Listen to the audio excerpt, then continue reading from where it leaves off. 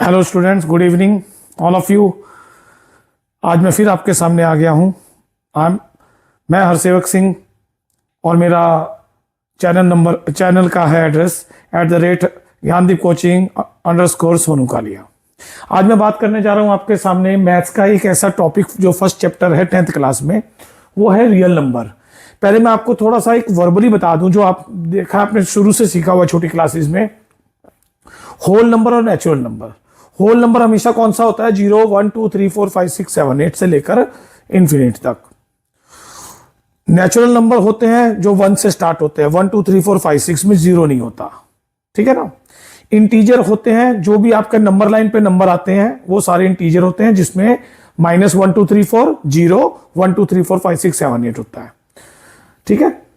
अच्छा, rational number होते हैं जो रेशियो में होते हैं। रेशियो का मतलब होता है 2/3, ठीक है ना। और ऐसे ही 4/5, ये सारे होते हैं रेशनल नंबर, ठीक है। एक होता है इरेशनल नंबर। इरेशनल नंबर होता है पाई हो गया, ठीक है। पाई हो गया आपका √2 √3 ऐसे करके जो हो गए, या 0.1 0.01 001 0001, ये आपके हो गए इरेशनल नंबर।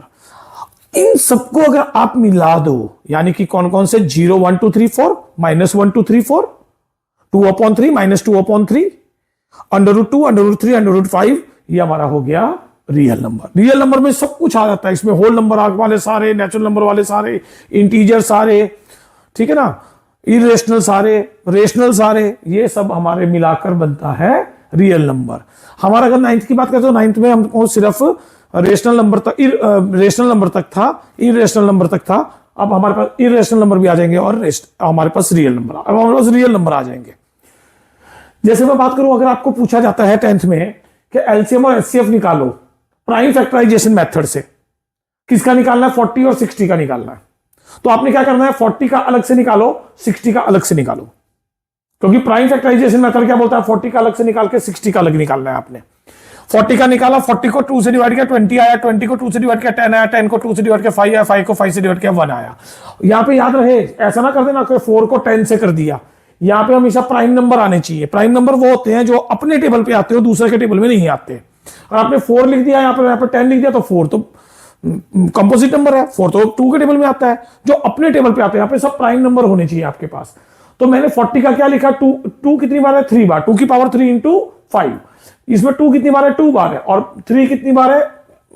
एक ही बार है। तो मैंने 3 की पावर 1 5 की पावर 1 ऐसा लिख दिया मैंने। अब इन 40 और 60 का एलसीएम निकालना है। तो एलसीएम में क्या करते हैं हम?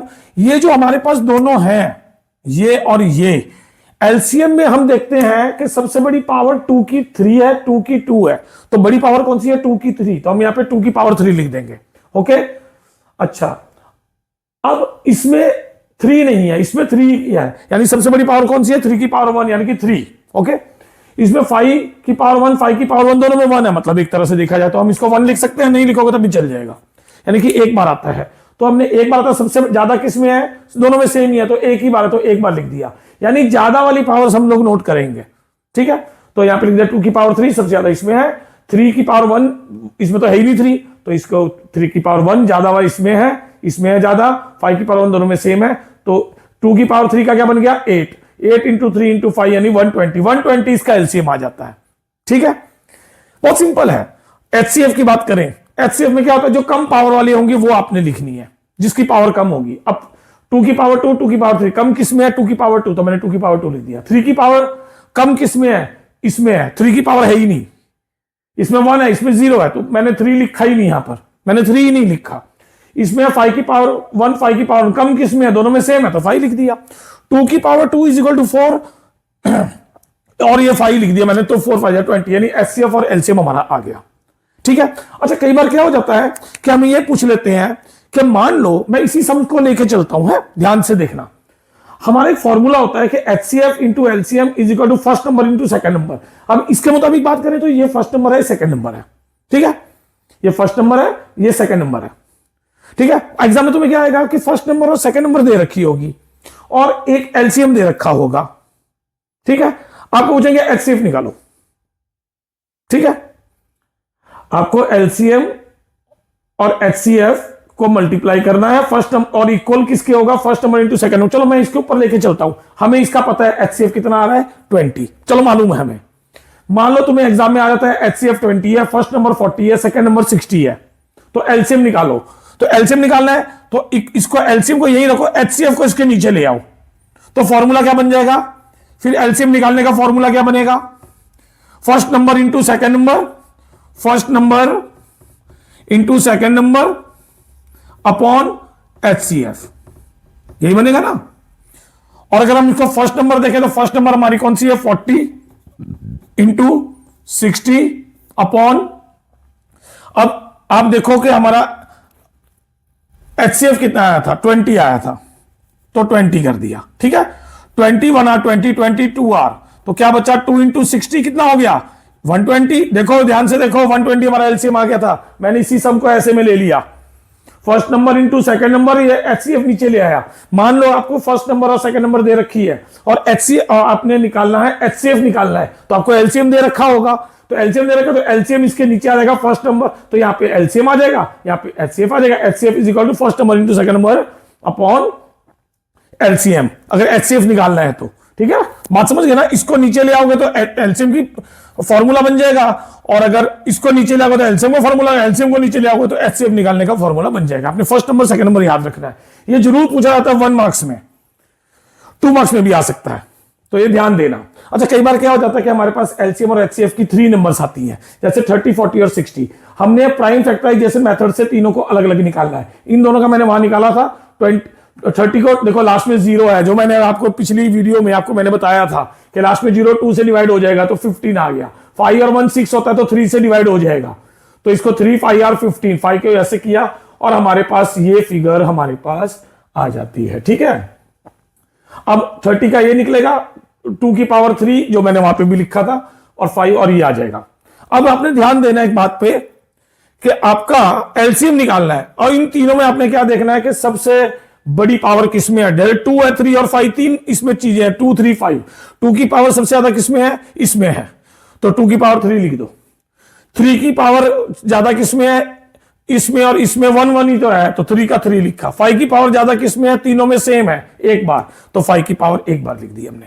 तो अगर हम इसका निकालें, अगर हम इसका, तो 2 की पावर ये 8 इंटू 3 इंटू 5, इसका भी आ जाएगा 120, और एचसीएफ निकालें तो 5 2 और 10, तो इसका आ जाएगा आपका 10 एचसीएफ। देखो एचसीएफ में क्या करना है आपने, सबसे कम पावर किसमें है, 2 की पावर सबसे कम किसमें है, इसमें है। 2 की पावर 1 है, 2 की पावर 3 है, 2 की पावर 2 है, कम किसमें है, इसमें, तो यहां पे एक बार लिख दो।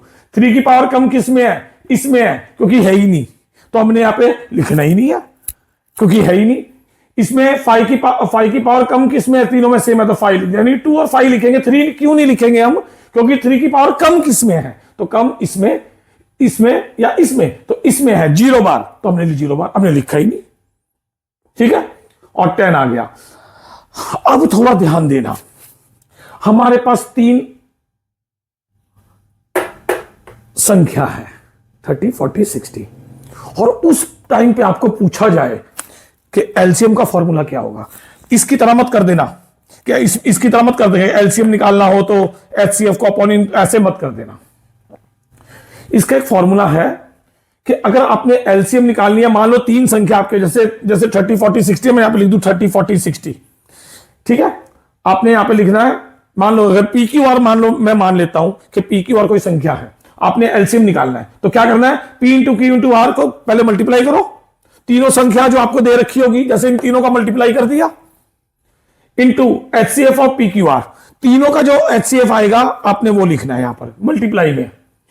अपॉन में क्या करना है, वापस एचसीएफ पी क्यू का इंटू एचसीएफ क्यू आर का इंटू एचसीएफ आरपी का, यानी P Q Q R RP, इनका एचसीएफ जो भी दो संख्या का आएगा आपने वो यहां पे लिखना है। एचसीएफ कोई कुछ भी है, पी क्यू का देखो कितना आता है, पी क्यू का कितना आता है 120 आता है, देखो 120 आता है, तो ऐसे आपने यहां पे 120 लिख देना है, इंटू क्यू आर का कितना आएगा 120 आएगा, इंटू ऐसे करके जो भी मतलब जो भी इसका आंसर होगा आपने वो लिख देना है, तो आपका एलसीएम निकल आएगा। और एचसीएफ निकालना है आपने, तो P into Q into R into LCM of P Q R. उसमें एचसीएफ और पी क्यू आर था क्योंकि एलसीएम निकालना था, इसमें एचसीएफ निकालना है, तो एलसीएम का जो एलसीएम तीनों संख्याओं का जो एलसीएम आएगा आपने वो लिखना है, जो तीनों संख्याओं का एलसीएम आएगा वो लिखना है। और अपॉन में क्या करना है, LCM of P Q into LCM of Q R into LCM of R P, यानी LCM of P Q Q R R P, क्योंकि पी क्यू आर हमारे पास एक संख्या है। ठीक है, बड़े ध्यान के साथ आपने ये देखना है एलसीएम और एचसीएफ निकालने का ये तरीका। मैंने अभी देखो, मैं अभी आपको पूरा कॉन्सेप्ट तो नहीं बता सका क्योंकि बहुत अलग अलग तरीके से पूछा जाता है ये, और भी इसके अलावा भी और भी कुछ पूछेंगे, मैं कोशिश करूंगा अगली वीडियो में आपको इसको बता सकूं। Thank you.